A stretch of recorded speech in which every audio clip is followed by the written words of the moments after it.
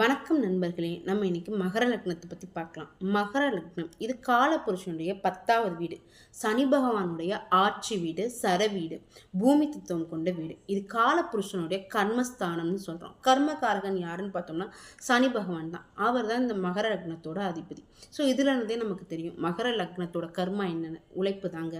உழைக்கிறதுக்குனே பிறவி எடுத்தவங்க யாருன்னு பார்த்தீங்கன்னா இந்த மகர லக்னத்துக்காரவங்க தான். ஓய்வுங்கிறதே இருக்காது. குடும்பத்துக்காக கூட நேரத்தை ஒதுக்க முடியாது. தன்னோட சுகத்துக்காண்டியும் தனக்காக கூட கவலைப்பட முடியாதவங்க யாருன்னு பார்த்தீங்கன்னா இந்த மகர லக்னத்துக்காரவங்க தான்.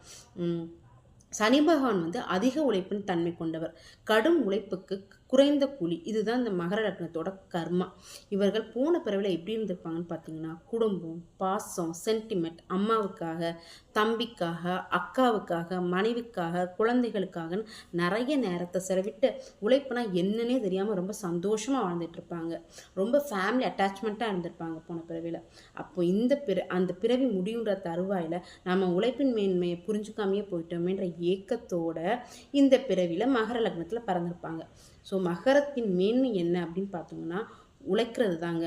உழைப்புக்காக பிறப்பெடுப்பது, உழைப்பையே மூலதனமாக கொண்டு செயல்படுறது தான் இந்த மகர லக்னத்தோட கர்மா.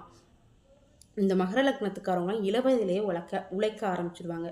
உழைப்பை வந்து உதாசீனப்படுத்தினால் இவங்களோட கர்மா மீண்டும் மீண்டும் தொடரும்.